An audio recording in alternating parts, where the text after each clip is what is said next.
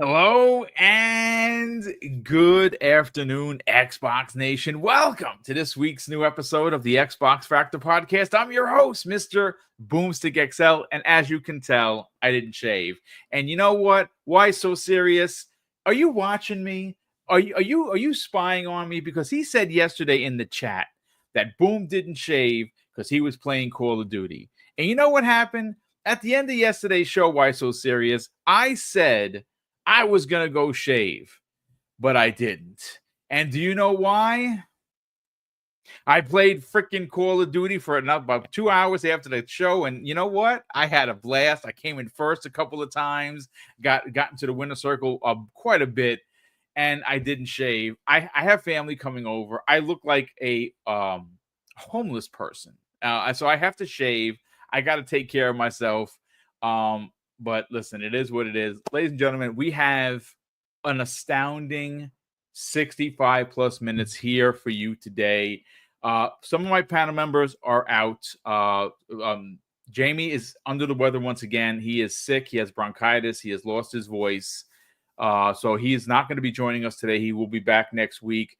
Infinite Umbra, I think, might be. I mean, he could show up. He could show up, but then again, he's been working super late and doing a bunch of overtime, so I don't know. But I did put out the bat signal, and of course, once again, Korkenstein has answered the call to save not only my voice, but pretty much save the show, because now we can go from 30 minutes to a regular, 60-ish minutes kind of a conversation. But Korkenstein, brother, thank you so much for joining us.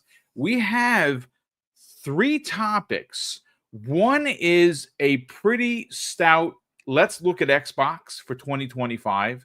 Second part of that, the segue into that, is a bit slanderous. We were talking in the green room. I wasn't sure if we should talk about it, but you know what?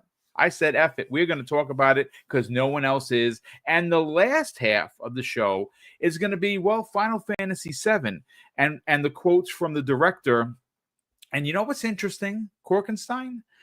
When games go over to PlayStation, especially Xbox first party, the media takes running victory laps. The PlayStation community takes victory laps with the giant W with the big flag in blue, and and that's great. If you don't have an Xbox, you don't have a PC, and games are coming over to your PlayStation, you should be happy about that, because that's games that you wouldn't be able to play because you don't have a PC and you don't have an Xbox, and that's awesome. But Jamie Moran, who's not here, was basically lambasted by the PlayStation community, talking about his excitement for Final Fantasy VII Remake trilogy getting onto Xbox. I find that so odd that they could champion Xbox games, but the minute something that's exclusive for PlayStation goes over to Xbox, they want to. There's death threats, there's tantrums, there's all kinds of silly things. But it's great to have you here, brother. Korkenstein, welcome. Yeah, man. Yeah, thanks for sending out the bat signals. Always, Boom. You're an awesome dude. So, and your community's awesome. I love talking with them all the time. So, yeah, I'm glad to be here. We got some good topics. We do, and we're gonna have some fun. So once again, thank you for being here. Hey, Will Broke Boy Lewis, who I got a chance to hang out with for about 2 hours yesterday evening. We also hung out with Nino Vistic, and the 3 of us got down with Black Ops 6, and we actually got a lot of W's, to be quite honest with you. A couple of losses, sure. Nuketown is just pandemonium. The stakeout board, where you're basically running around with your hand, the trigger just depressed, and just shooting anything, including your teammates, by the way, because anything that moves is got to go, right? So it was fun. 2 hours. We got a chance. We only caught a couple of L's, honestly. We were actually doing pretty good. So looking forward to playing more with the community. But listen, let's get right into the main crux of the conversation. Now, usually I do smaller topic first, but I don't really think we have smaller topics today, Korkenstein. I think everything is beefy and heavy. Pause. And look, let's open up with Fable versus Avowed in 2025. Now, are they actually going up against one another? They're not. But if you think about this for a second, folks, and again, just walk with me on this. We know Avowed is confirmed. We've seen the previews. We've talked about the previews. And even the most negative PlayStation fans who refuse to admit that Team Green is actually doing some good things, some of them gaming media that are just absolutely pro Sony, and that's fine. Be pro Sony, but at least be honest about it. Even the Kotakus, who I cannot believe I'm actually saying this, are excited for Avowed. Hell must have frozen over, folks, and no one told us because, again, Avowed is getting tremendous. It got a lot of buzz, got a lot of traction with people. People got hands-on with it. And I will tell you, when you have a game that's not out for another 3 to 4 months and you let people get hands-on, you are confident about said game. And of course, that's Avowed. But that is not the only one, folks. That is not the only one that we're talking about regarding RPGs. Oh, hold on a sec. Hold the horses.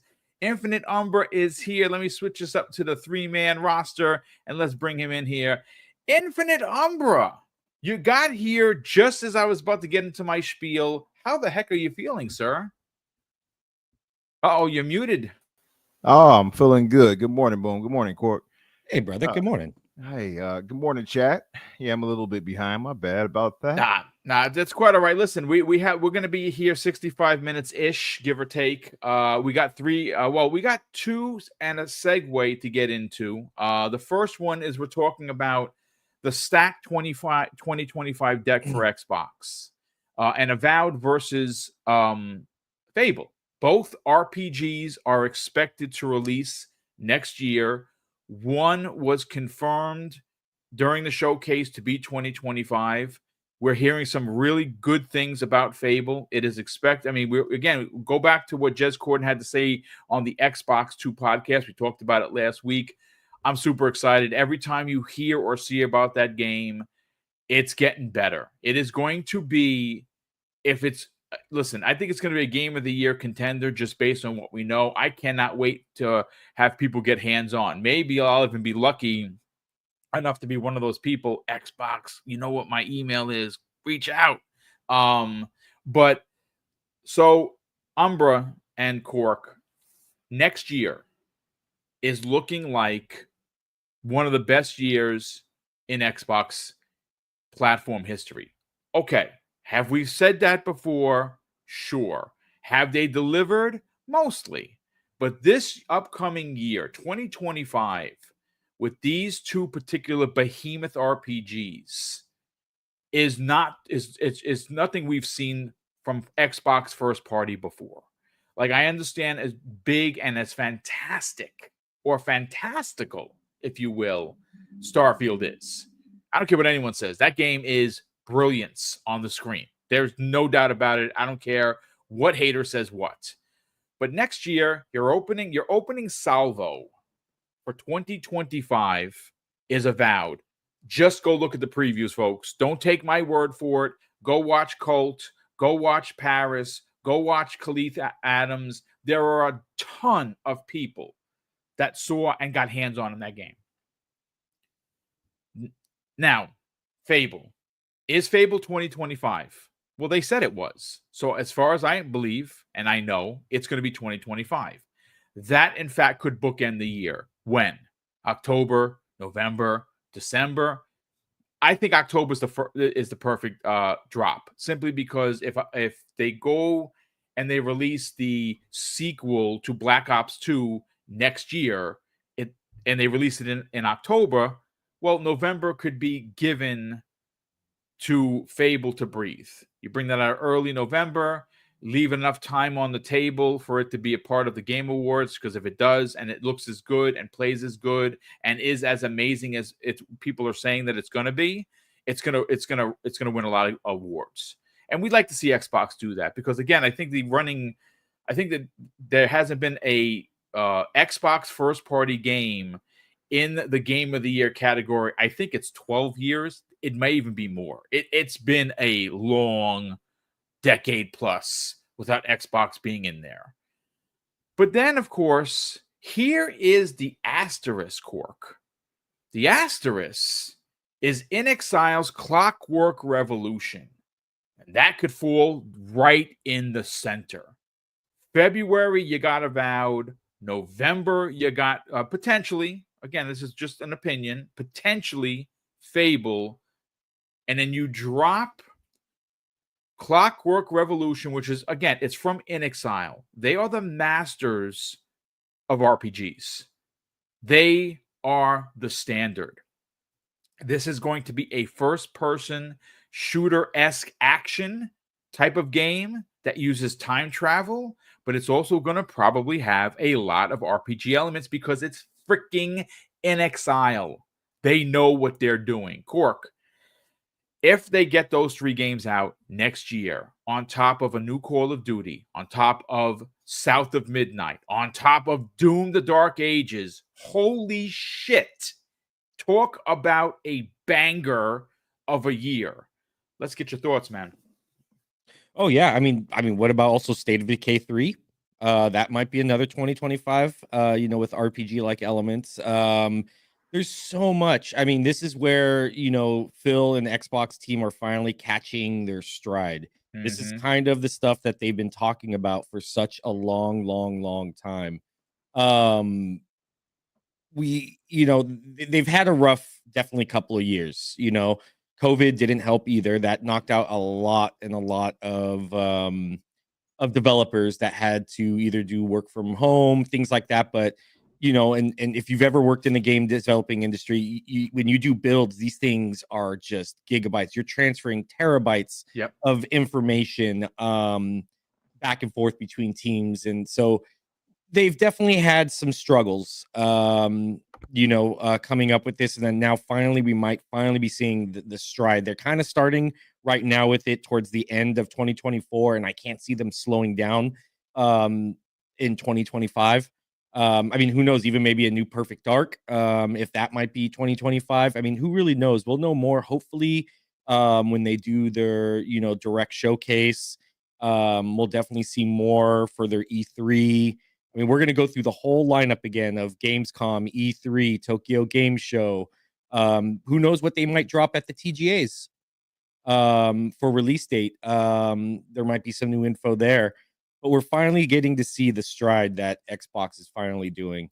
I'm excited for everything. As a gamer, I'm eating good. I can't see. I know some people are like, Xbox still has no exclusives, but it's like we're seeing them here and there. I know we're going to segue into the next topic about it, but yeah, it's just insane how much we're getting as an Xbox gamer compared to other platforms right now. Yeah. Go ahead. No, I was going to say even more so. Let's break this down to the dollar and cents of the conversation. You said as an Xbox gamer, that's true. We are winning. But I think as a consumer, you're winning more because your value proposition has been unmatched. Even if you want to look, and again, I don't understand how people can look at 23 and 24 for Xbox and be like, not enough for me.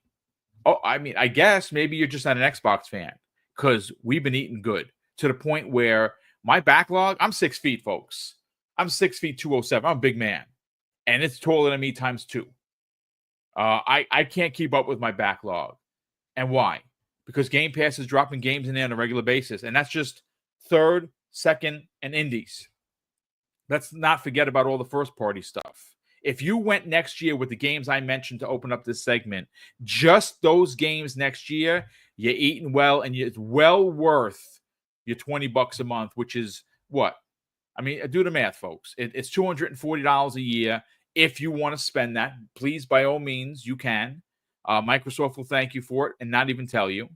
Or you can be a frugal kind of gamer like me, like Cork, like many people in the chat here, including Infinite Umber on the panel, and you go find it for under $10 right now. You can find it for under $10. And Black Friday is around the corner, folks. Go looking for sales. You will find them. But please continue, Cork. No, I mean, you said it perfectly. It doesn't really matter where you're at or what you're playing on. Just getting into Xbox as a gamer or it's just easier than ever.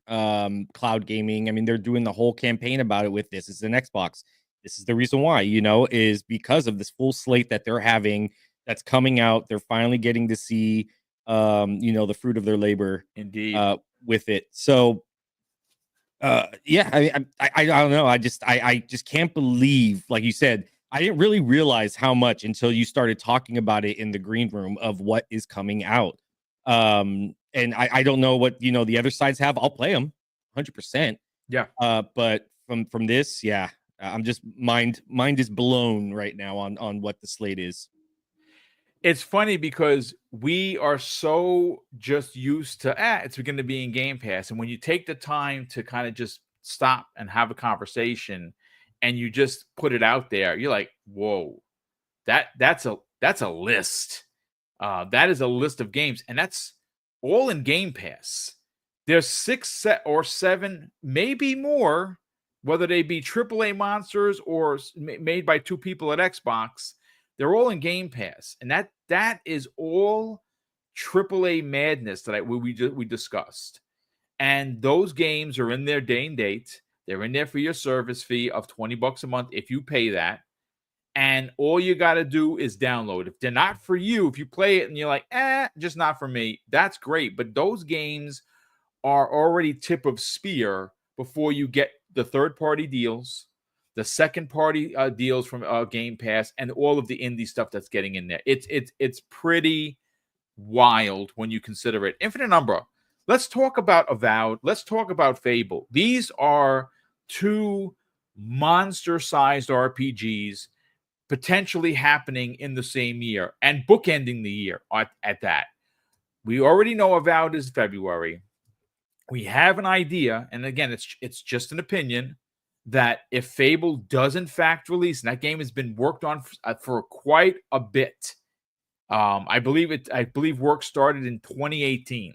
So it was 2018 to 2024, and you get into 2025. You're talking 5, 6 year, 7-year dev cycle. I think the game might be ready to go, but I'm not a developer. Okay. Yeah. At the end of the day, Umbra, you bookend the year with that RPG. You start the year with Avowed, which we all know. Just go look at the previews. I think it's safe to say that game is gonna hit like a ton of bricks. And then somehow, some way, they add an Exiles game, which somebody in the chat said that that video that we saw was all CG. I disagree. There was gameplay in that trailer of Clockwork Revolution. Yes, there was. I think they showed one part that was specifically gameplay with a gun, right? Yes. I think that was gameplay. So I mean, maybe not the whole thing. I didn't suggest that, but I disagree with that. I don't think it was all CG. And I think that the way that again, if you follow In Exile, and you should, their social media team is God tier level. They've been talking about it since last year. I think they're ready to go. And again, it's my opinion for 2025. But let's talk about RPGs for Xbox, and more importantly, Xbox exclusive games. Yeah, like so when you really think on things, Xbox has currently 15 games, I think, in development. Insane. Actually, right? it might be more than that, dude. Like if you really, break it down to the brass tacks, and a lot of us forget about the 007 game. True. That could be exclusive. Project Dragon could be exclusive. We don't know, right? IO, right? IO Interactive. IO Interactive. Yeah. I mean, they have a lot. Also, too, of course, we still got Contraband that is they don't talk about it all. They don't talk about it. Yeah. But It's so Fight Club. even beyond that, so just I guess we have Avowed coming up next year. Got Indiana Jones coming up next month. And I guess about a week for that. So about a week or so and a half for that. You got Doom, The Dark Ages. You got Microsoft Flight Simulator that came out this year already. Age of Mythology came out. You got next year also South of Midnight. So right now, for sure, we got Indiana Jones about to land. You got Avowed about to land next year. You have South of Midnight. You got the next Call of Duty. Possibly jump. Yep. Next Call of Duty, possibly, more than likely. And the only ones that might not are like, I would say, they're still working on Project Mara, whatever that'll turn out to be. State of Decay 3, Outer Worlds 2, Elder Scrolls 7, things of that 6, should I say, things of that nature. So this is my thing. Blade, I mean, what else? Everwild that they're back on working on. Yep. I will say this is going to be a crazy good year, but I do not believe we will get Fable next year. Okay, I mean, so yeah, please, and there's reasons for it, right? There's one of the reasons I think that you're going to go with immediately is, well, there's no reason to rush if it ain't ready.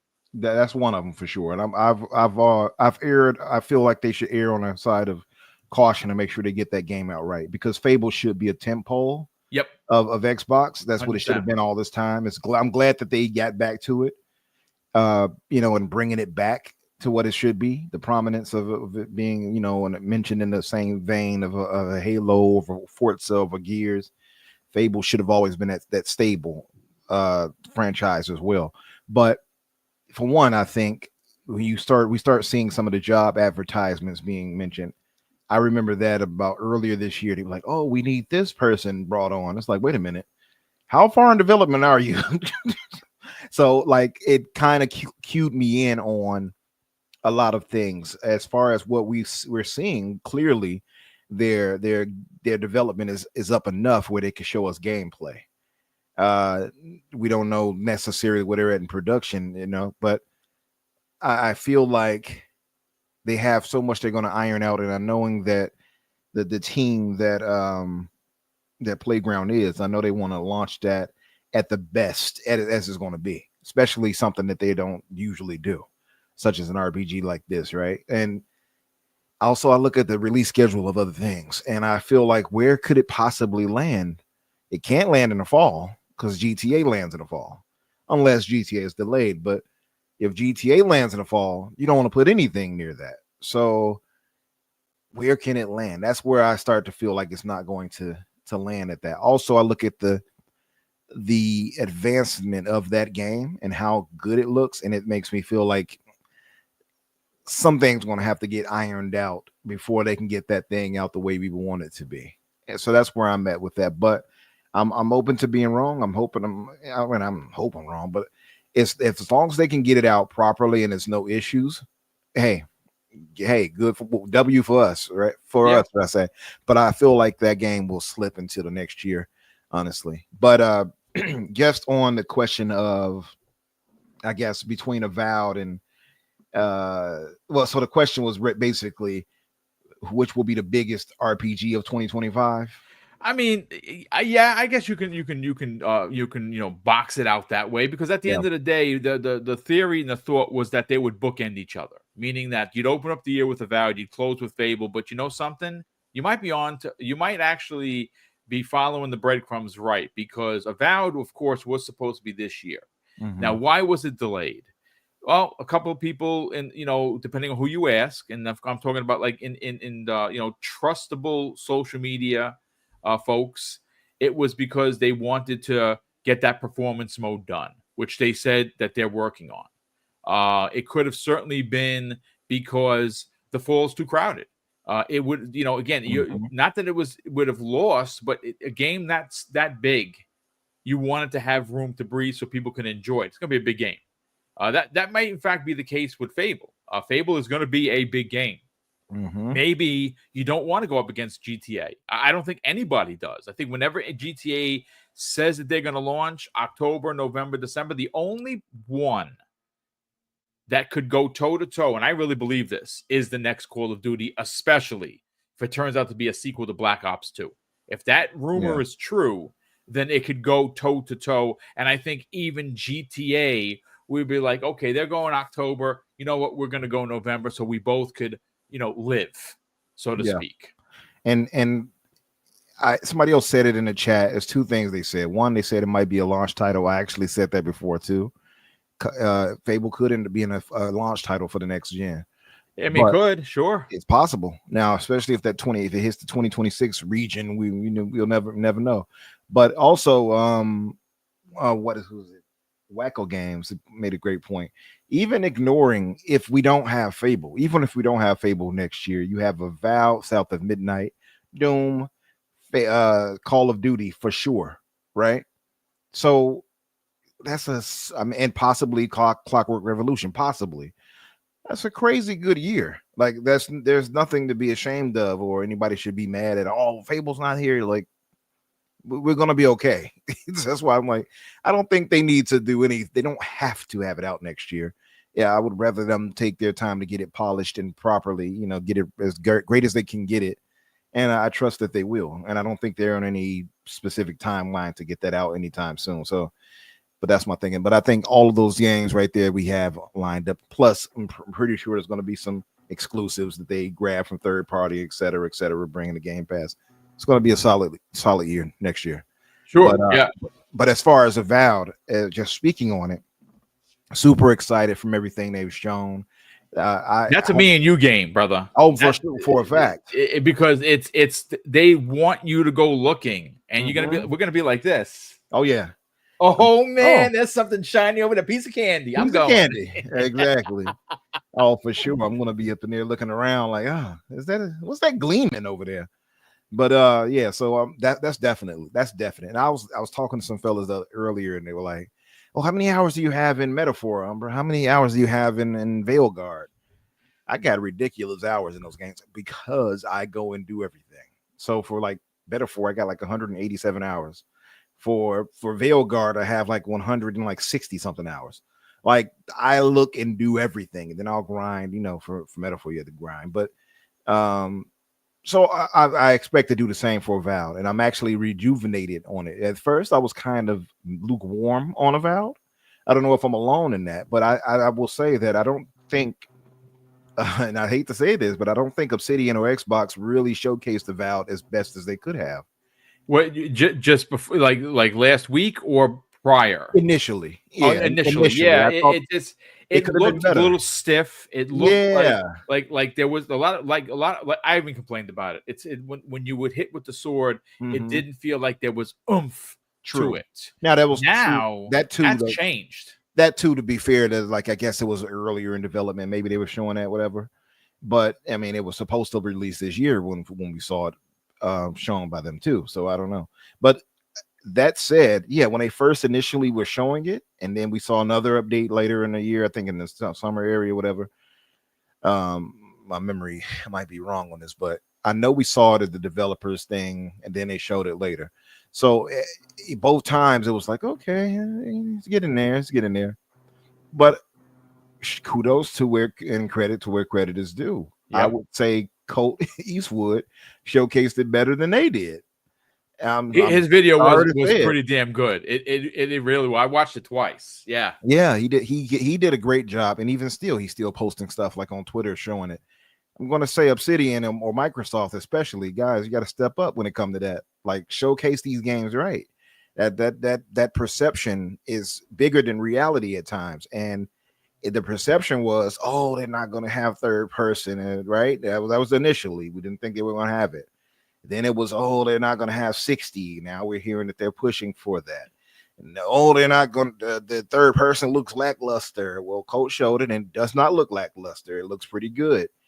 So they have to be better at getting that out there messaging wise. And I think it's kind of weird to me that they allowed, somebody who's not in that industry to showcase that game better than they would. I hope Microsoft sees that and says, all right, let's step up a bit.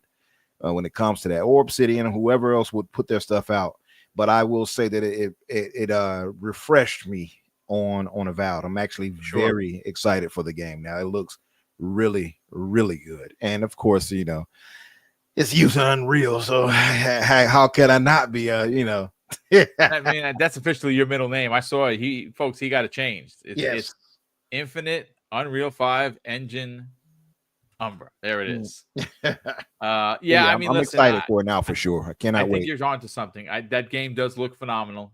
They did do some things. They showed it off. I thought they showed off very well. Colt's video was phenomenal. There was a lot of great coverage. The Paris Lily interview where they had him sitting down on the couch and they were talking about, the game was really good as well. there was a lot of great coverage, and I'm here for it. It's Obsidian. They made one of my favorite Fallouts.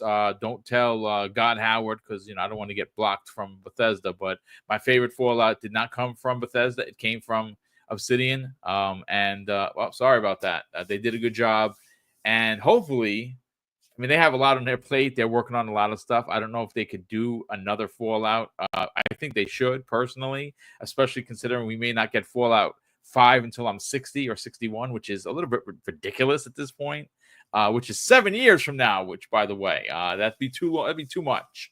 But listen, I want to get to the next topic, but before I get there, this topic is going to be fun.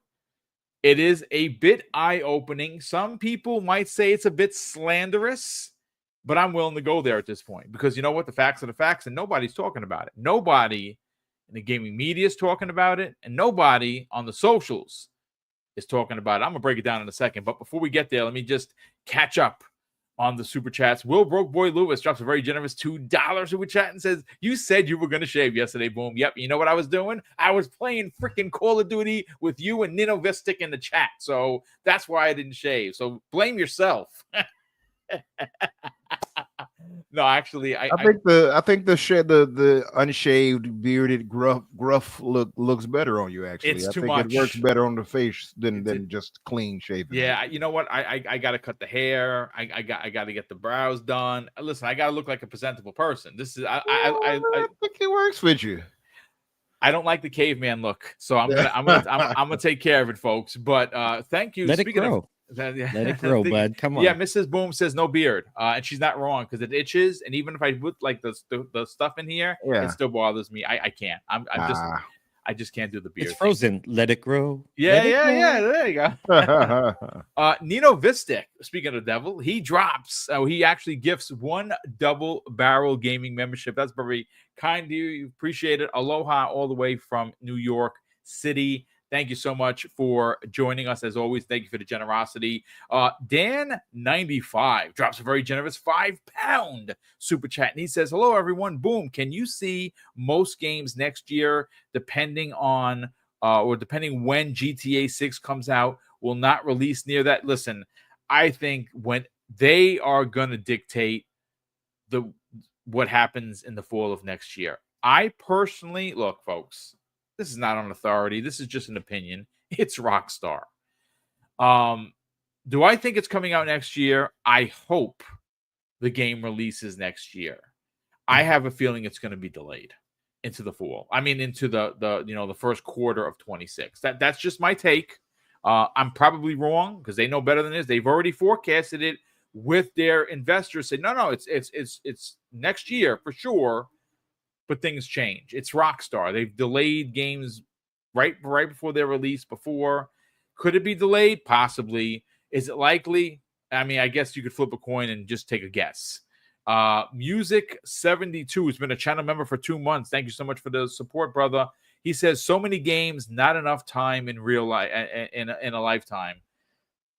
It's just that's what the problem is, especially when you get hooked on a game. Like if a game like Metaphor, like when I was playing Metaphor, that's all I wanted to play. I didn't want to touch anything else.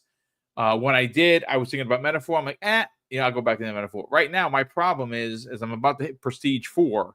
I'm about, a couple of days away from it. And I'm doing the double. I know there's a double XP thing coming. I'm going to play like ridiculous. I'm having so much fun with it. I don't want to play anything else. But Korkenstein, look, we were talking in the chat, and this is a great topic. And some people are going to be like, "Oh, he's console warring." No, I'm not. I'm being honest. I'm being fair. I'm being thought provoking. So we talked about 2025 for Xbox, and they have a unbelievable lineup. Even without Fable, let's just say, for instance, Fable somehow moves into 2026. They could possibly have In Exile's Clockwork Revolution. That's a possibility. Korkenstein said it earlier. State of Decay 3 is also a possibility. Maybe they move Fable out of the way to let these other games breathe. I don't know. We will certainly see. But you know what's super interesting, Korkenstein, is well, what does PlayStation have in 2025? Well, we know that they have the sequel to the Samurai game that everyone loves. And it looks phenomenal. I know a lot of people are like, oh, that's that's DEI, and listen. They know how to make games over at Sony. They haven't made a lot of them recently, and that's because of different changes. But what is the name of the Samurai game that's Ghost coming of out next? Yotai. Yeah, Ghost of Yotai. Thank you, sir. Look, I know, like I said, a lot of people are maybe the Virtual Tomatoes coming out. I platinumed. I don't platinum any games. Ghost of Tsushima, I did, and it was a phenomenal experience. Ghost of Yotai, it might be a smaller experience. It might be even considered in size and scope to something like Miles Morales. And if that's the case, oh, you know what? Sign me up. I'll take it. Not a problem. Take my money, please. And Death Stranding 2 is another one, right? That one is, look, it's Kojima. Is the game coming out next year? I sure hope it is. It's going to be exclusive for a little while on PlayStation, which is fine. I'll just wait for the Xbox version. But past those two console first-party exclusives, and they're sizable. Don't get me wrong. I'm not taking anything away from either of them. But they are only two. If you look at what Xbox is doing, you know what's interesting, Korkenstein? We said this in the green room.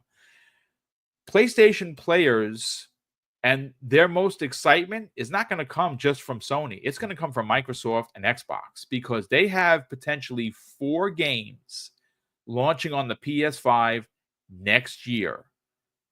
And we know what those 4 are. Indiana Jones is in the spring.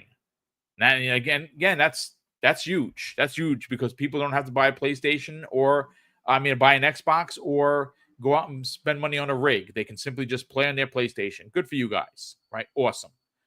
You also have Doom: The Dark Ages, multiplat, big game.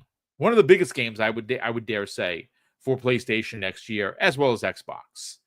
You also have potentially, and again, this is just potentially, Starfield. I think Starfield releases next year around the September anniversary of the game being 2 years old.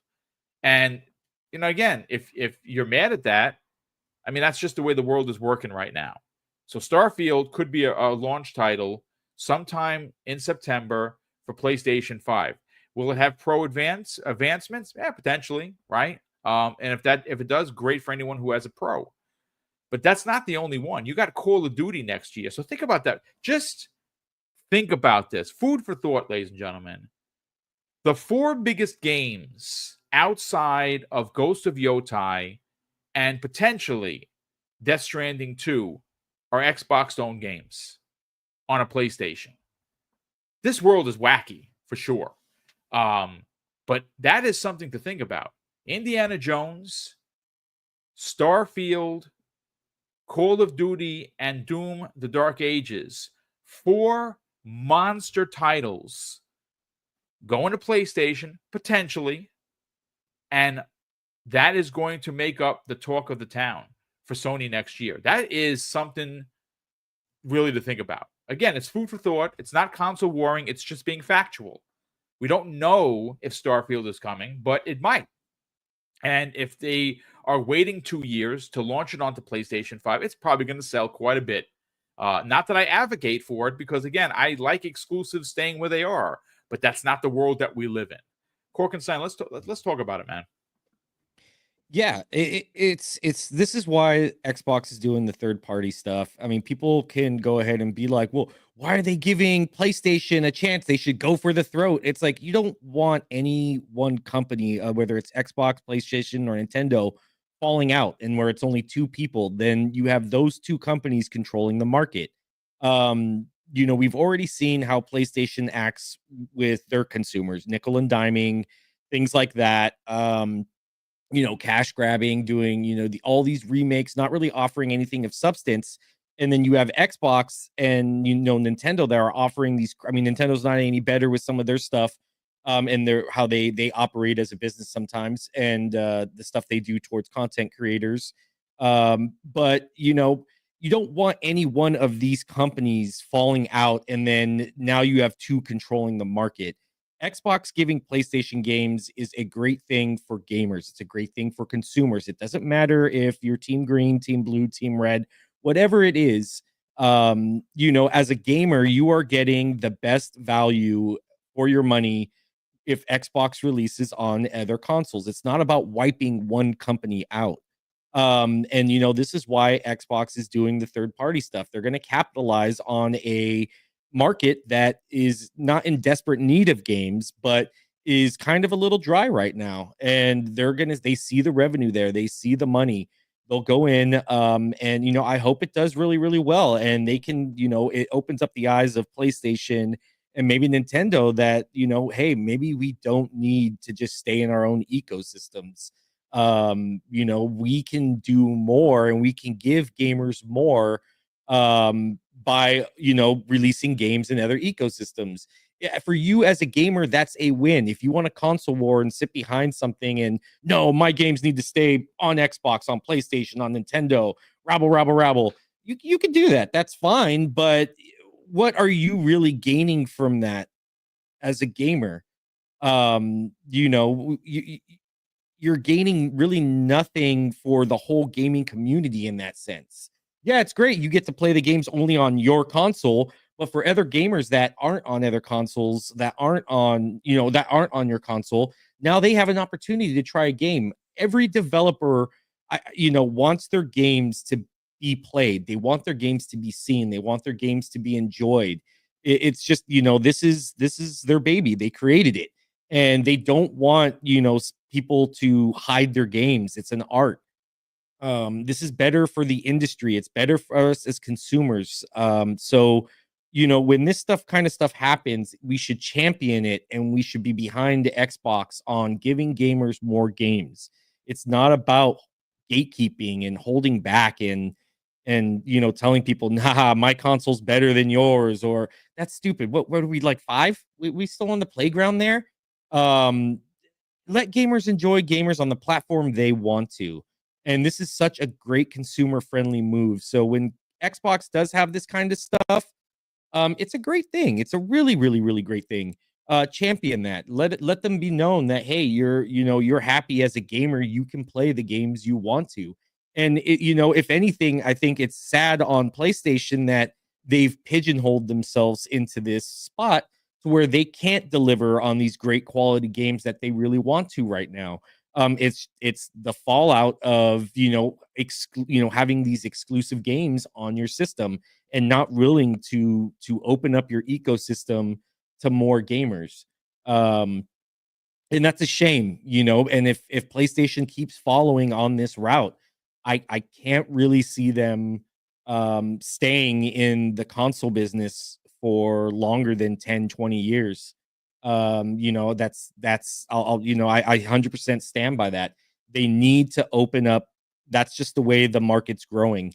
Console sales are stagnating, and if PlayStation doesn't start to look at, hey, how can we earn extra revenue, how can we jump into these already established ecosystems and platforms, they won't be around in 2040, 2050. I don't think as a company. You have to adapt, and they just aren't. And we are already seeing the fallout of it now for the last 2 years. Remakes, barely releasing any first party exclusives, cash grabbing with silly console upgrades that don't really do anything for you. It's sad. So when Xbox kind of does this, it's a great thing, not only for Xbox but for you as consumers and gamers. I mean, listen, you're not wrong. Look, I want this to be clear. I don't like the idea of certain Xbox exclusives going over to PlayStation. The same way I find it weird that like something like a God of War or a Horizon would show up on Xbox. Like to me, it's just. But I'm old. I'm the old guard. The new guard is like, listen, we don't care about your feelings, kid. Get out.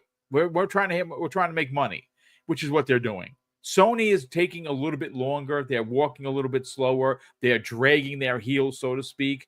And Xbox is taking all the arrows. That's just what it is. That's what they've always done.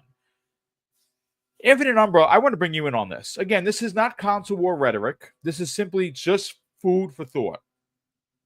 Xbox has a slate of games coming out in 2025 from first party that are all exclusive. Now, will they make it to PlayStation at some point? Potentially.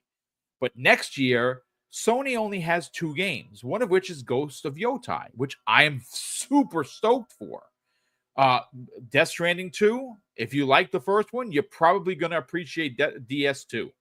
But does that come out next year? I don't know. MLB The Show is guaranteed next year, and that's multiplat. But just talking about exclusives, those are the 2 that are first party that we know about. Now, could they surprise us and show something off that is coming out next year? It's always possible, but it's unlikely. Their 4 biggest games next year, though, are Xbox first-party games, and I think that is the conversation. Indiana Jones is going to be big, okay? You saw the previews. You heard my thoughts and theories on it. It is going to be massive, and it's going to be big on PlayStation. You also have Call of Duty at the end of the year, as you did this year, and if it's a sequel to Black Ops 2, it's going to be monstrous. You also have Doom, The Dark Ages, which is a multi-plat, and that is going to be massive on every platform. But you also have the potential, and again, this is the ringer here. Do they finally release Starfield to the masses? I think that they do. I think they wait until September, where it hits its 2-year anniversary. Maybe you get the Starfield, you get this year's DLC, and potentially the new DLC that's rumored for next year. And it's a complete package, the Game of the Year edition for PlayStation. I think that's a possibility. If you get those 4 games on PlayStation, imagine that PlayStation gamers, some of which that shun Xbox to this day, will secretly be walking around with something in their pants, very excited, pause, because they're going to have 4 games, twice as many as what their own brand is putting out there, and they're all bangers. Let's talk about it, man. You saying they'd be walking around with more than like the usual lump from the backside of them? Maybe, I mean, obviously, we will see. Let me stop. Let me not be mean. Okay, so what are the games that are you saying that could possibly go there? So besides Starfield? next year for PlayStation confirmed is Indiana Jones, Doom: The Dark Ages, and Call of Duty, all Xbox first party. The ringer could be, and I believe it's going to be, Starfield in fall of 2025 for PlayStation, the Game of the Year edition. Again, it's just an opinion. Is it happening? Well, I think it is. I think it's 2 years since it'll be 2 years in September next year since its initial release. And maybe that becomes the running number for exclusives on Xbox that are not first party or Xbox Game Studios to get over there. Maybe those games are 5 years, 6 years. I don't know how they're going to break it down. But I do think it's going to happen next year, and that would be the 4th one. That would be 4 Xbox first-party games that are going to sell really well on a PlayStation compared to, well, PlayStation not having a roadmap, dude. Again, Ghost of Yotai is next year. At least that's what they say. Could that get delayed? Sure. I don't think so, but that's 2025. Now, Death Stranding 2, which is no longer a console exclusive because Kojima basically said so, it is a timed exclusive for PlayStation. Does that come out next year? I don't know. He's notorious for delays, so maybe that gets delayed as well. We'll see. But if you think about it, those 4 games, if it includes Starfield, that is a ridiculous lineup, and they're all Xbox first-party games. I would just imagine that if Starfield launched over there, this Game of the Year edition over the PlayStation, and it reviewed even better than it did on Xbox, that it would not land well with Xbox gamers. Imagine it land over there and it's like, oh, it's an 88 or something like that. It's the greatest thing since sliced bread is what you're saying? All right. Suddenly it's an 88 or a 90 or something like that, while it's an 83 over here. And people will be like, oh, see this? This is what I'm talking about right here, what I don't like. But I don't know. I haven't seen anything that suggests that Starfield will, but you're not wrong. And I guess in some of that, because Bethesda has been the one that's been, we thought that were kind of like, oh, these will all be Xbox. And all of a sudden it was like, no, they're not. So that could be one. The whole thought was that legacy titles will possibly still go over to other platforms, right? Starfield is not a legacy title. So I still have a thought that it could stay true to Xbox. I don't know. We'll see one way or another. It's funny you mentioned though we talk about Starfield because I found this ship creator. I have to share this with you. This guy I found just posting stuff. I don't know how I came across him. This dude makes some insanely good spaceships in Starfield. Like I don't know how he makes them. Like they're like crazy. And I'm like, it makes me want to get back into it. And I got all the achievements already. I finished the game. I did the DLC. But like even me, I'm like, oh man, I gotta get back in there. So it would be something for our Hoof brothers to get a chance to get their hands on this space this space opera, if you will. I don't know, man. I feel like that window it's kind of like the same thing I look at it with when it comes to PlayStation putting their games on PC a year later or so. And you see the poor reception they're starting to get more and more lately. Even if not by review, but if by engagement, it starts to dwindle more and more. And I think that's why Sony is going to start putting their games their day and date as the year or so go by. I would say give them another year, maybe it'll probably be day and date with PC. And I feel like if Starfield does release over there, it's the same I felt when they were talking about, oh, we're going to put Hi-Fi Rush over here. We're going to put what was the name of that dang game? What is the name of that game? I cannot remember right now off the top of my head. The one made by my man from Obsidian. It's right at the tip of my tongue, and I cannot remember. Sorry, Pentiment. I was replying to the chat. What was it? Pentiment. Thank you, no sir. Josh Sawyer, yes. Josh Sawyer with Pentiment and Grounded even. Thank you, Thanero. So even those, I felt like I don't really see the use of those going over there at this point because they're not going to bring you back a stronger return. Now, Grounded, I could see if you put that on Nintendo, maybe, right? I could see that possibly doing something. Hi-Fi Rush, I can see on Nintendo doing something. Even Hi-Fi Rush could possibly do something on PlayStation. But I feel like if you give those titles out too late, they're not really going to matter on another platform anyway. So I feel like what's the use of them even putting Starfield over there on PlayStation? You know what I mean? At that point, I don't think it's going to improve their profit margin by much. And even if the thought is, well, it'll entice them to come back over to the Xbox to get the sequel or something like that. I just don't think it would. Not enough people, at least. I just don't see the need to give PlayStation anything when it comes to that. I would say the games, like any multiplayer games, for sure, right? Any legacy titles, like they mentioned before, the Dooms and such, maybe, yeah, right? But then you'd have to wonder too, what about Elder Scrolls? That's a legacy title. I think that's going to be multi-plat, dude, just like Doom. I mean, personally, I wouldn't because I know that would sell consoles, but yeah. I think that's a foregone conclusion in my opinion. Yeah, it could be. I mean, that's the thing. I want it to be exclusive because it's such a major gaming title, right? And I think that's a crazy killer app to have for your platform.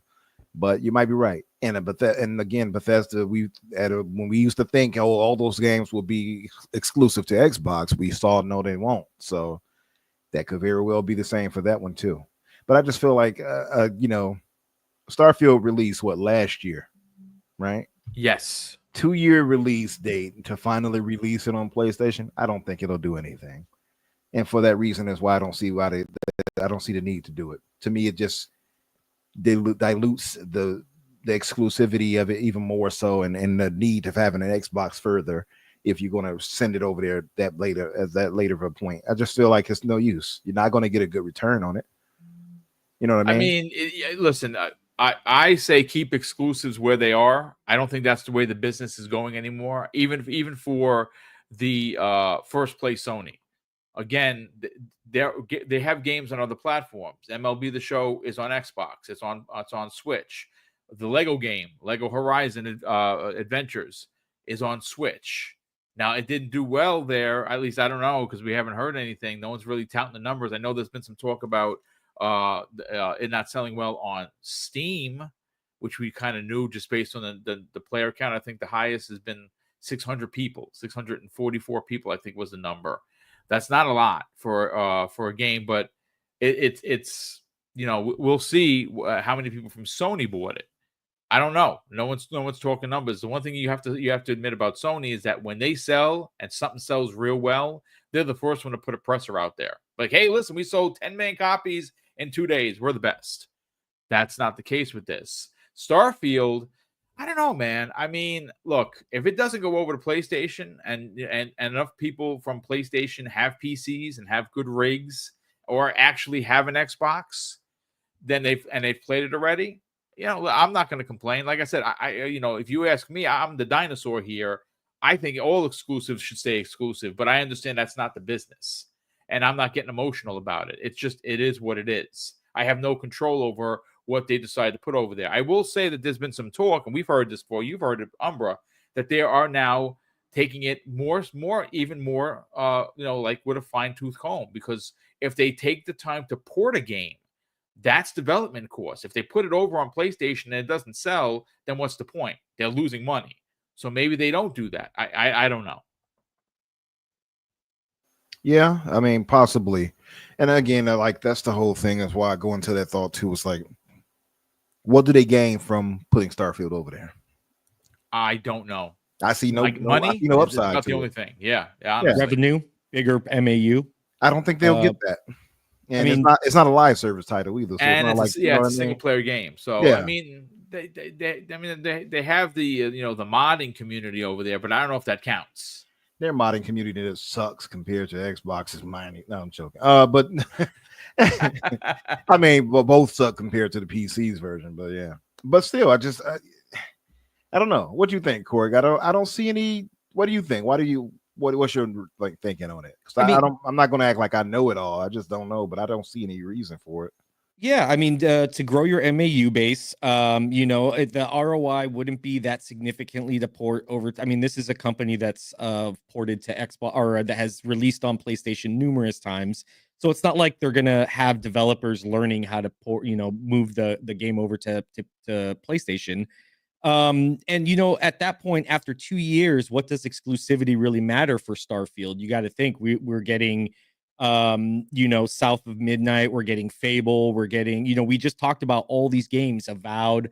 At that point, with that release schedule, especially if they go into the end of the year and Xbox has had a complete slate of just exclusives and just solid games coming out, what does the exclusivity of Starfield really matter at that point? It's great for maybe that first year, but after that, there's already so many other titles that people are already talking about and playing and things like that on the Xbox that are exclusive.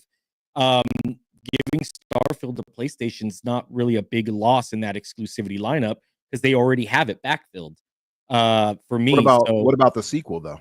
Right? Like, say you got a sequel, what then? Do they say? Well, I would imagine they're going to have to wait. I don't think that I don't see. Yeah. Listen, I'm going to be honest with you, and I want to just jump in with that. I don't see a world. I'm sorry, I just don't. With certain games, let's say, for instance, the Starfield 2 comes out in, I don't know, 2029 or something. We'll see. Does that release day and date on whatever the PlayStation is and whatever the Xbox is? I don't know so much about that. But then again, I'm not running the show. If you're asking the bean counters, they're like, hell yeah, put that shit everywhere. Put it on PlayStation, put it on Switch 2, put it on PC, put it on Xbox. We win. I buy another mansion. Me personally, because of course I'm the old man. I'm like, nah, man, I'm not down with that. Let it stay exclusive to the box that I know that it's supposed to be on. But then again, this is the world we're living in. I don't make excuses for the billionaires that are making these decisions. I'm an old school cat that likes exclusives where they are, but that's not the business. That's not the reality we're in. And that's a great question, Umbra. Honestly, I don't know. Yeah, you said this is the world we live in. I mean, I don't know, man. I'm of the mind that where I'm trying to get out of that traditional thinking, and the traditional thinking is keeping your exclusives exclusive, right? And I feel like Starfield could really be that thing that they could advance in the next one and the sequel to really make it that thing, and eventually make it a staple of Xbox. And I feel like giving it over to PlayStation defeats that purpose. Again, if the game released simultaneously on both, I could kind of see the reason for that. Like, okay, hey, both got it immediately, but 2 years, a 2 year lap, and maybe a 2.5 year lap at that point. Will it really? I don't think it'll really do anything. I just don't see it doing anything, especially if they're not getting the sequel, or at least not getting the sequel immediately. That's the only way I could see that being of any consequences. If, hey, we got this, and then we're going to give you Starfield 2 on day and date as well, which is that's not desirable, I don't think, by anybody on Xbox side. I don't know. I just don't see it. But hey, you could be right. I think that the thought is that, I mean, Phil did come out and say, there is no red line. All right. So something is going eventually. We're going to have some more games at some point. So we all have to keep that in mind. I just hope they don't go, I guess, to the quote unquote holy grail of games, if you will, on Xbox side, the Halos, the Forzas. I don't want to see them make that mistake. I think that'll be I just said it'd be a mistake. Yeah, no, I agree. I mean, like, we're going to see that the world that we're currently living in, especially with the revenue margins lowering and development costs going higher. I mean, look, let's segue into the next story here, folks. And that, of course, is now this was reported on by a lot of people. And like I said, Jamie Moran, who's not here, and who may even be listening, got lambasted by the PlayStation community. Why? Did Jamie console war? He did not. He actually said, and I don't have his tweet in front of me. I think I pulled it, but I can get it in a second, that he's excited that Final Fantasy VII, the trilogy, will eventually make its way over to Xbox. And of course, the PlayStation community, and again, not the average player, but the I don't like using the slang, but their extremists attacked them for wanting a game that was exclusive, that's no longer going to be exclusive, and it's coming to Xbox. And we know that it's happening, and we got some other information that sent the internet on fire. Umbra and Korkenstein, and I pulled a story. This was written by Chris Scullion of VGC, VideoGamesChronicles.com. It's posted on the 25th of November. This was yesterday. And it goes on to say, lead title is Final Fantasy VII Rebirth director says Xbox is great and wants to see the trilogy on more platforms, i.e. Xbox. So here's what the director had to say. And again, I want to read verbatim from the article. The director of Final Fantasy VII Rebirth has said that he wants to see the remake trilogy appearing on more platforms, while at the same time praising the Xbox platform. Naoki Hamaguchi basically said this, who is he? Well, he's the co-director of Final Fantasy VII Remake and the director of Final Fantasy Rebirth. He was recently asked in an interview by Games Radar how he felt about the game being released on other platforms. Well, folks, see, this is what he had to say. In terms of Final Fantasy VII, there's nothing we can really say at the moment. But certainly, I want to bring Final Fantasy VII and the Remake series to as many players out there as possible. So he goes on to say this. So we want to create that situation, that environment where more people can play the game in the future, and we want to look in that direction. I mean, look, I don't care how you slice it. I don't care how you shape it. I don't care how you position it.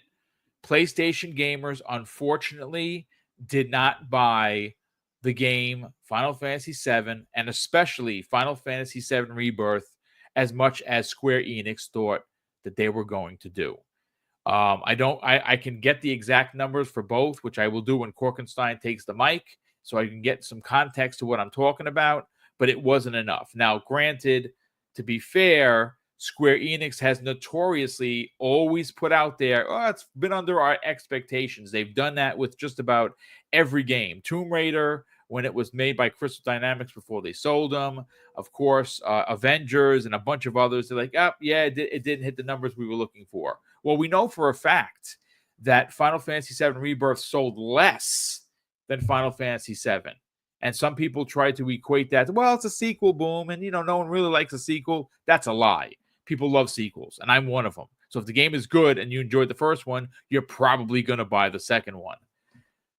This goes right back into a segue. And again, we just talked about exclusives going to PlayStation. Well, PlayStation exclusive or a bunch of exclusive Korkenstein are coming over to Xbox. These, of course, Square Enix is third party for the time being. Again, maybe someone picks them up at some point. Who knows? But this is a big series. I think it's going to do well. I think it's going to do well whenever they get it over here. Obviously, the director, the co-director of 7 Remake and the director of Rebirth said that we don't have anything to really say at this time, but we know that the game is going to be released. I would imagine as soon as the exclusivity deal is over. Now, what that deal is, I'm not sure. I have heard, and many people in the community have heard the same thing, that it's not until the trilogy is done on PlayStation. Is that true? I don't know. But that is the running rumor. And obviously, they still have the third part to release. I don't think that's next year. I think it's the following year. So maybe 2027, unless they break the contract or they buy their way out of the contract. I don't know. But Korkenstein, let's talk about it. Yeah, it all depends on how long the old guard of Square Enix made these contract signings for. I've heard the same thing. Pretty much the trilogy will be on PlayStation. Does that mean yeah, it could just be as soon as the trilogy releases on day and date, then now it's opened up for Xbox. And who knows? I think Square Enix, like I said, they got the bad end of this deal with PlayStation. Doing this exclusivity contract. They're not seeing the growth, especially when they moved over to only being on PS5, and they're seeing that a lot of people are still on their PS4s. They're not seeing that transition as they thought they would have. And this goes back to what I was saying. Console sales are stagnating. People have already drawn the lines on where they want to stay. There's not a lot of reason, especially early on, to upgrade to these new consoles. COVID was a big part of that, so games were delayed, things like that. So a lot of people didn't upgrade, and a lot of people are on live service. We already saw Roblox, Minecraft, Fortnite, Call of Duty. A lot of these things, people just don't see a need to upgrade when they can just play on what they're already playing. And I think that was a big detriment to Final Fantasy actually selling on where they wanted it. That, and they didn't do a simultaneous release on Steam on PC. Again, another thing Sony's not really stepping up and championing that multi-platform where they release on PC day and date would help significantly, but they're so stubborn and prideful on just, it has to be on PlayStation first. It's PlayStation or nothing. And we're already seeing people are choosing the nothing. And they'll wait. And Xbox gamers, they have, like I said, the plenty of games to play right now. Final Fantasy coming would just be a nice little cherry on top of what they're already playing. But it goes back to what I was saying originally as well, that these third-party developers, they want their games to be seen and played by everybody. A lot of these these deals are made by bigwigs and the corporate execs behind the scenes, and developers don't really get their say. Like I said, they're spending 6-7 years away, sometimes, especially during crunch, away from their families, that they just for only maybe a quarter of people to see it. They want everybody to play this. They want everybody to enjoy what they've spent, the blood, sweat, and tears on for playing these games. It's just that it's just that simple. So when you see these, it's not the developers making these decisions. It's the publishers, the big wigs behind the scenes that are bankrolling all that money. And then when they don't make the sales that they wanted to, oh, it's lower than expectations, the developer suffers in the end. So it's a horrible business, the third party exclusivity. I'm not really down for it. Do you happen to have the sales, Boom? I Speaking of do sales? actually. Yeah, just I'm looking up one other thing. Oh, okay, I can keep going. Yeah, please. I'll be back. I'm looking it up right now. No problem at all. So I mean, because when you look at it, I mean, especially when you go back to the PC, like I said, day and date, we've seen what it's done for Xbox and what PlayStation and Square Enix not doing that same day and date. People have already, well, I'll just wait for it to, it released, and then they see the mediocre sales, and then they wait for a deal, and then they see it. But I really do think after this trilogy finishes up, we're going to see the full slate release. I don't know. I think it would be a bad decision if Square Enix tries to do the same thing. Well, we'll do 1 year of Final Fantasy 1, the remake, 1 year of Final Fantasy Rebirth, 1 year, and then, I don't know. I think just release it all as like a super package, and I think you'd see a greater sale. But maybe that's just me, just because I want to play all of it in one shot. I don't want to have to keep waiting. Makes sense. So I got the numbers, and they're not great. They're just not. So Final Fantasy VII Remake, which was a freaking phenomenal game. If you didn't play it and you like Final Fantasy, you got to play that game. It released in 2020. So I went and found some numbers. And again, this is as of September 2023. Obviously, we're a year and some months past there. Could they have sold more? Potentially, but it's unlikely because, again, at that point, it's over 3 years old. So Final Fantasy VII Remake, on its initial global launch, was 3.5 million copies, and that's pretty good for its initial launch. Unfortunately, it didn't seem like it gained any traction because it was only able for the next couple of years to tack on an additional 3.5 million for a total of 7 million copies sold. Now, what's interesting and disturbing, I would imagine, and why I believe when you said that they got the short end of the stick, or they were sold a bad bag of goods from Sony on their exclusivity deal, is as of the last generation ending, PlayStation had 118 million consoles in the wild. That's a 118 million consoles to 7 million copies of that game. Now, granted, I know people are going to push back and be like, "Oh, well, boom, it's niche." It's not really that niche, to be honest with you. It is Final Fantasy VII, and still, I get it. But 7 million units sold and moved over 3 years versus 118 million consoles by end of generation for PS4 and PS4 Pro isn't that great. So it just points to the fact that, trying to go exclusive as if they were handling their business as if they were a first party was just a foolish mistake. Well, it gets worse, Umbra. It gets worse because Final Fantasy Rebirth, which is the sequel to an amazing launch game in the trilogy, which is Final Fantasy VII Remake, as of April 11th, 2024, sold around 2 million copies. Think about that. 2 million copies of a game that cost Square a lot of money to make. And Abdel, shout out to Abdel114 in the chat. He actually had put, if I can find it, he actually put down the actual numbers across the board here. Let me see if I can find it. I know that the Final Fantasy 15 sold 10 million copies. That was, of course, across PlayStation and Xbox. That was a multi-plat. 16 sold around 3 million. That still hasn't come to Xbox. That's another one that's 3 million. And it just released on PC, I guess, a month or two ago. Yeah, and it didn't do numbers there either. And that's part of why I was talking about this whole delayed release thing. It was more problematic than positive. PlayStation has shown it. Square Enix is showing it. That's why I don't believe putting Starfield over there for PlayStation is going to do anything positive for Xbox in any real way. But the lesson here is that multi-plat is good for these third-party publishers. Yeah. Final Fantasy 15 selling 10 million, which I'm sure many would disagree with being the best in the series. I'm pretty sure. I hated it, but that's just my take on it. Yeah. So I own it and I've never touched it, but I beat 16 though. So go figure, right? But Rebirth and Remake both scored well. Yes.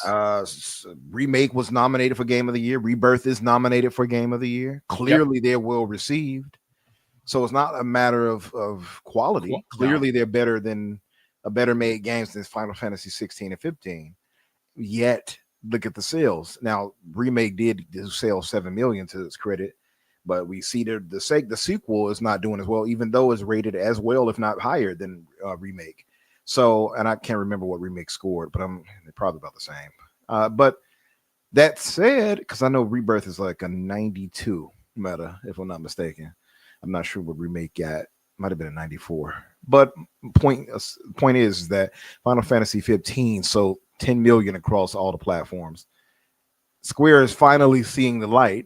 And, you know, the whole, you said it initially before it went to us where you were talking about they set these standards and it never quite seems to hit their marks. They never quite seem to sail through what they expect, their expectations. I would have thought they would have caught the lesson sooner than they did now, you know, as far as keeping games multi-plat. But you know, tough lessons to be learned. This is partly reason why I thought that they may be up on an acquisition table for Sony at a point, but now we see that's not really the case. Sony is looking elsewhere, right? Yep. But you know, maybe plans change. Maybe that was a talk of that, and then it fell through, and now they're like, hey Xbox, hey big head, we might want to put our games over there. Hey Daddy Bucks, what's up? There. Hey Phil. You looking cute. Well, I mean, he did say that he does value the Xbox platform and that he has an Xbox. I mean, yeah, you know. look at all of the kissing up he's doing. Oh, Xbox, I like it. It's very square and like us, we're square. See, so it fits. Like it's a little kissing up. I don't know. That's what it's saying. Like, but hey, listen, I'm all for it. It's something that should have happened years ago. Finally, they're seeing the light and they're getting it done. It is what it is. But we also have upcoming games like what's the name of that dang game? Kingdom Hearts. So hopefully they learned their lesson, and that's launching day and date as well to Xbox. You see what I mean? So like they have a lesson that I think they learned here, and that's stop dedicating themselves as if they're a first party to Sony. I think it's just foolish. Put your games everywhere. Put it to PC. Put it to Xbox, put it to PlayStation. Get the return you deserve on these, you know, classic titles. It's just foolish not to do that. Yeah, so, we just got the Pixel remasters. It's like, yes. What took you so long? I bought that the minute it came out. That wasn't even the question. I actually have it on the Switch and I have it on the Xbox. I have it in 2 locations, so they got me there. Yep, doubled up. There you go. So the Ruham is asking specifically about PC sales. So I can look up the Final Fantasy 7 one in a second, but the comicbook.com is reporting this is the title: Final Fantasy 16 bombs on PC and devastating loss for Square. They sold since September of 2024 289,000 copies, and that's it on PC. That's not good. That's what I'm saying. That's why I say this diminished. You're gonna get diminished at a point. People have probably already played it on PlayStation and said, or PC gamers will have moved on to something else. They missed that window of opportunity, and that like people were like, well, I'll get it eventually, and they probably will, but it'll be way cheaper at that point. You know what I mean? Like it's a window of opportunity that they're cutting themselves out of. It's just foolish. I mean, it is, again, the landscape of gaming is changing. I think it's safe to admit, you know, without stretching any truths here, that it's getting expensive for everyone. for Microsoft, for PlayStation, for Nintendo, for Square, you name a company, the cost of making a game has tripled from 10 years ago. And the returns, unfortunately, are not as large. And just look at the numbers. The numbers don't lie. And again, when a game releases later on PC, and Sony has seen this, when a game releases too late on PC for a PlayStation first-party title, God of War sold very well, obviously. Horizon did not. There are a few. Spider-Man did okay. Spider-Man 2 is, I think, going to sell decently on PC because they're going to mod the shit out of that. And they're gonna put all kinds of new skins and stuff in there, which is dope. I think they're gonna sell decently, at least decently, when Spider-Man 2 releases on PC. But this again, as a whole, I think that both Umbra and Korkenstein did knock it out of the park with regarding pointing out that Square Enix cannot wait to get out of this deal. They did get sold a promise by PlayStation about, here, take this bag. We're gonna do well. Our fans are gonna come out in droves because it's Final Fantasy, and they didn't. Now, again, does 7 million mean something different to me than to you? Potentially, you might be like, 7 million is fantastic, Boom. I don't know what you're talking about. You're crazy. Okay, but not when you compare it to as many consoles as are out on the market. A 118 versus 7 is just not a great average. It's just not. And how many people upgraded to the PS5 version? Was it 7 million? Was it 7? I don't know, because Sony didn't put those numbers out. We don't have those numbers. I went looking how many people upgraded to the PS5 version. I couldn't find it. And that's because Sony don't want to talk about it. When they win, they let you know. They put it right up your nose. Everybody knows that when Sony is winning, they're the first one to flaunt it. And as they should, right? When they're winning in everything, whether it be console sales, whether it be new hardware releases, whatever, whenever they do win, it is right up in your face. They go to their friends in the media and be like, hey, do a story, IGN, and IGN does a story. PlayStation wins again. It's just standard fare. When they don't talk about things, it's because it's not doing well. But at the end of the day, folks, hopefully you enjoyed the podcast. 3 topics, and almost 90 minutes, give or take. Again, this is something that we enjoy doing. I do this here 5 days a week. If you're finding the channel for the first time, I saw a lot of new names here. Please consider subscribing. Again, I don't know if you thought the conversations were slanderous. I personally said that to be facetious. I don't think they were. I think they really were thought-provoking because they are facts. I mean, we're allowed to have opinions, and we all do, but I don't think anyone, even me as the host, didn't run rampant and just, make it into be a negative conversation. I think there is a lot of positivity here for Xbox. I think that if you are a PlayStation-only gamer, you should be excited about getting Xbox games. Now, what those Xbox games are going to be? Well, we know 3 of them for sure. I know that our opinions differ on Starfield. I think it's going. I don't have that on any good authority. I think it should stay exclusive. It is a tentpole title, and it is known as an Xbox IP. But did that do anything for it? No. I mean, listen, it still gets beat up every time it comes up. Everyone thinks that somehow that game lost. Somehow Bethesda lost on that game. I don't. They just announced 14 million players, folks. I don't think that's losing. I'm going to be honest with you, but that's just my take on that. But let me just catch up on Super Chats, gentlemen, and then we will get everyone out of here. We have here, Will Broke Boy Lewis drops a very generous $5 Super Chat and says, I've been saying Starfield to PlayStation 5, at least announcement by next Christmas, then have to deal with fanboys. Phil lied. He said Starfield wasn't coming. I mean, that's going to happen regardless of whether it happens next year or 10 years from now. If we're all still alive at that point, if someone's going to be alive and be like, liar, turn in your grave, man, you lied. It's just it's what it is. One of the Xbox gamers that got old. Yeah, I remember this day. Damn you, Phil. Yeah, 5 years later, and it is what it is. If the world's even still here, folks. We have Jay Rambert drops a very generous $5 super chat. And Jay goes on to say, my only issue is that PlayStation continues to pay to keep games off of Xbox. That's a black eye for Microsoft, in my opinion. I mean, look, Jay, I don't like the exclusivity thing when they pay to keep these games off, but you got to understand, a lot of these teams that they did it with are smaller, and they need that bag of cash. Stellar Blade is a perfect example. That's a small team.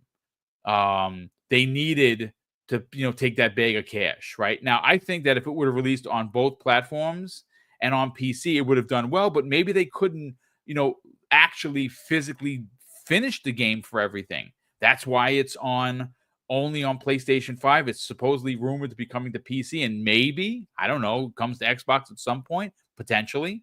The last Ronin is another one, small team. Now, granted, they have a big backer, but it's still they're not as big. That studio isn't as big as they used to be, and they took a loss there. Black Myth Wukong is another one. Why did they block it out? They said it was technical. I don't think it was. We have evidence that suggests otherwise. They took the bag of cash. Sony was like, no, keep it here. Here's money. Go.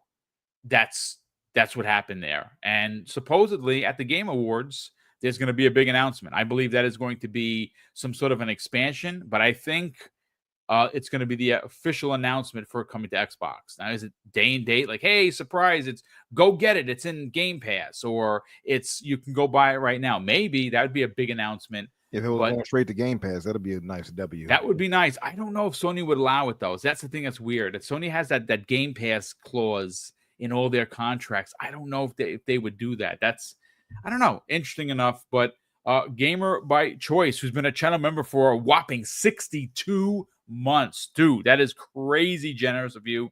Thank you so much for the support. He says, I think we are missing the new games. Do not care about exclusivity. They only care about playing games. Oh, no, new gamers. I'm sorry. New gamers don't care about exclusivity. They only care about playing games. I think in 10 years, gamers will just be playing games on TVs, computers, and other devices. I mean, does everything become an app at that point? I mean, King has been banging the drum, no PS6 for a year. Is he right? Well, he's 98.9% right of the time, so it's likely, but we'll see. We will see.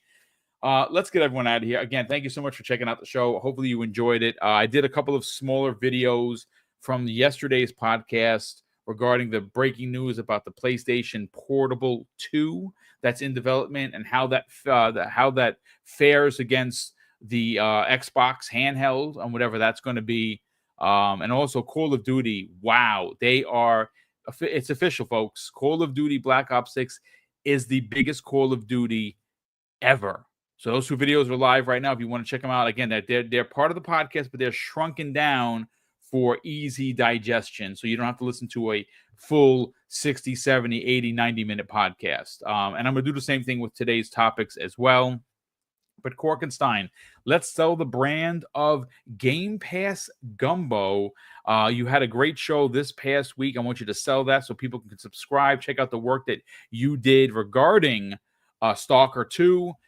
Any future plans for any games coming out and what those are going to look like. And more importantly, where can people follow you on social media? Yeah, thank you again, Boom Infinite. Awesome discussion topics. You guys are legends. Thank you to your chat as well. So happy to be here. Great discussions all around. For me, yeah, you can find me just the Korkenstein on Threads, on Blue Sky, on Twitter. All of those, you can find me there. Game Pass Gumbo. Yeah, we just had Stalker 2. We talked about This Is the Xbox ad. We talked about the Game Award nominations. And yeah, we made some, Goldshell videotaped himself, and we did a little recipe video for y'all on how to make Ukrainian podurutskis. They're like you said on Friday, these they're almost like beef empanadas. Yeah. So yeah, go watch that. That's Game Pass Gumbo on YouTube. Currently, we are still running. We're on the final design. So over on Xbox, our Xbox on Reddit, the Xbox subreddit, we have a design controller contest going on where we're in the final design of the community contest where you get to decide what controller will be sending 40 of them to various people in the community. So please go check that out, vote on which one, and then we'll move to phase 2 where we'll be giving away 40 of these controllers as well as a white 1 terabyte Xbox Series S console. Reddit was very gracious in giving the funds for these, so please head over to that's awesome, dude.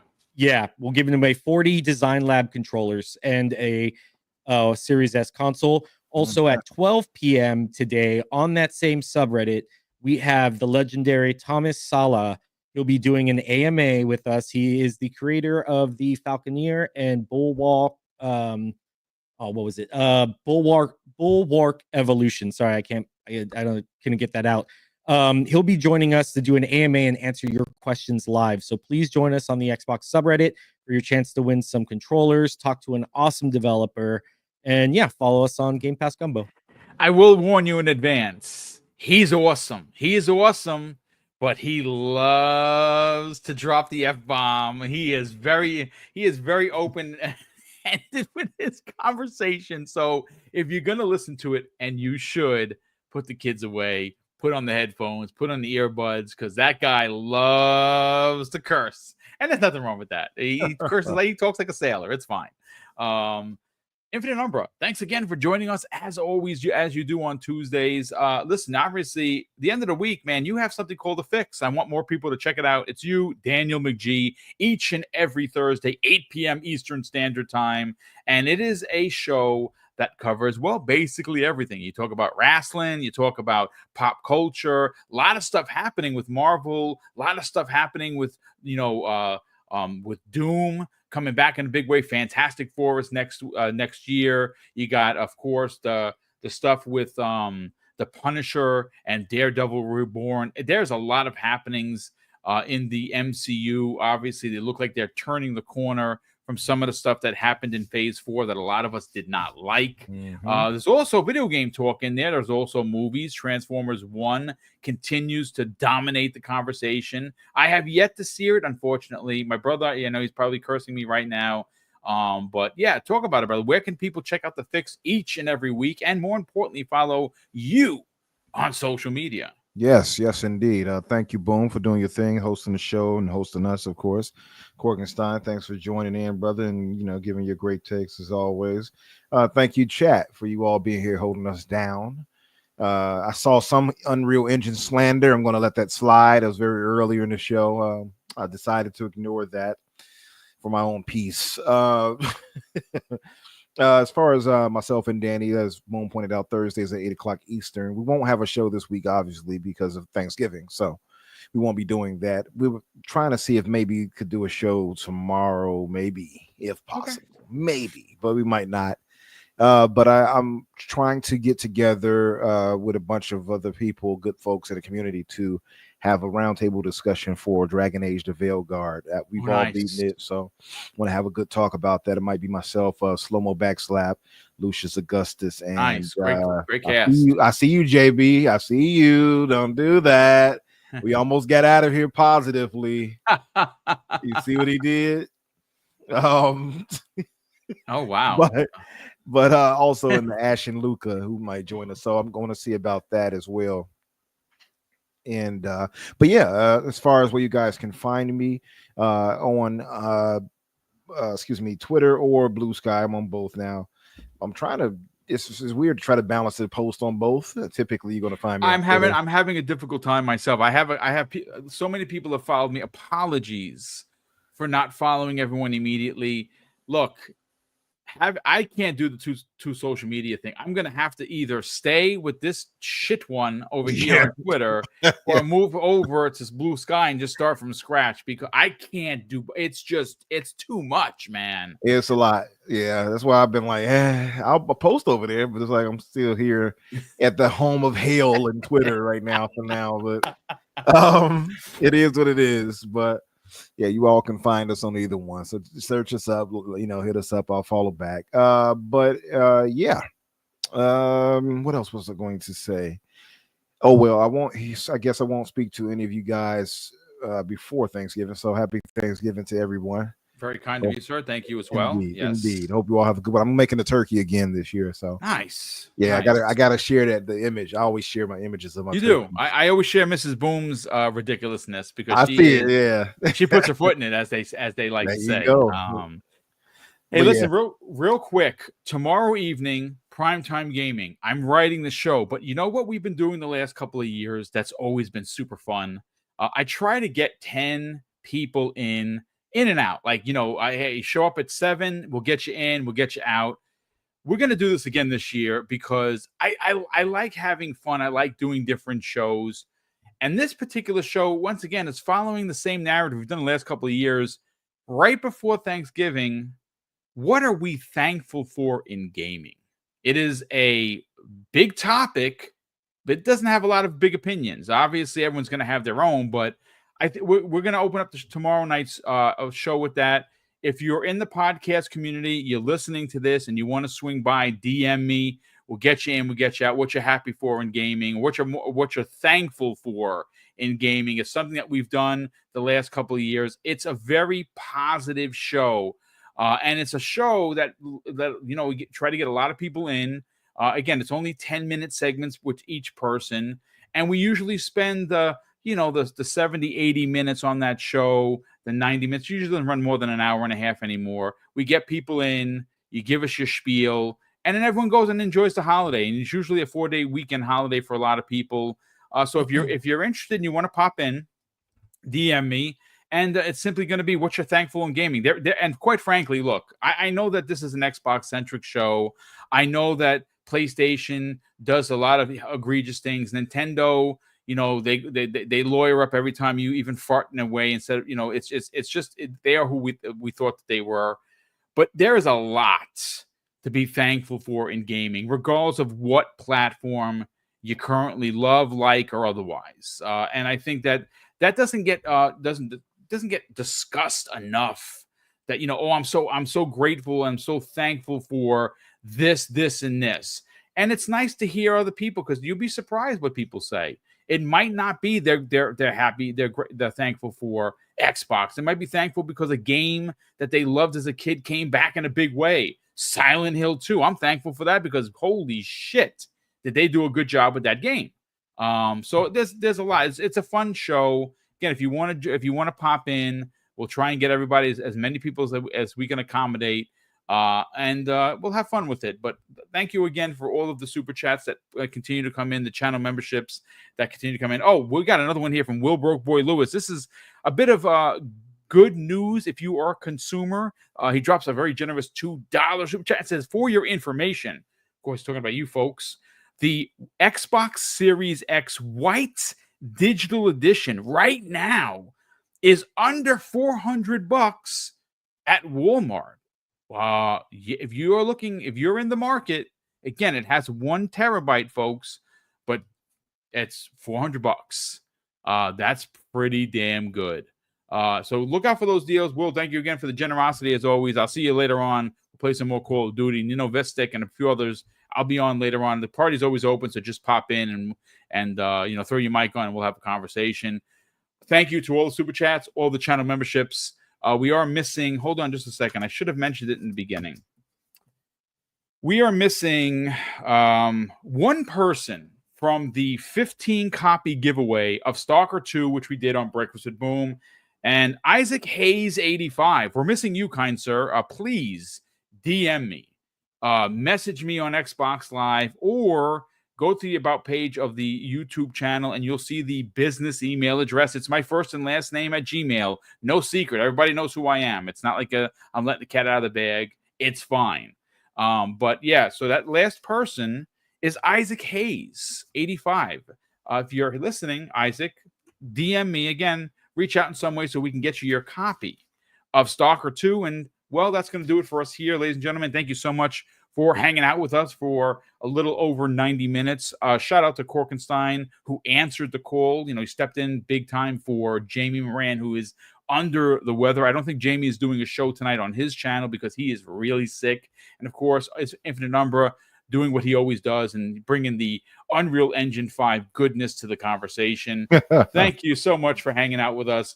Of course, I'm going to close out today's show with something that's incredibly important to me, folks. Hopefully one day it'll be important to you. And that's something that my dad taught us when we were kids. And he would say, Craig, treat others how you want to be treated. And also, it doesn't cost anything to be nice. You live by those rules, son. I can guarantee you, you're going to have an awesome day. So take care, everyone. And we'll see you next week on the newest episode of the Xbox Factor Podcast.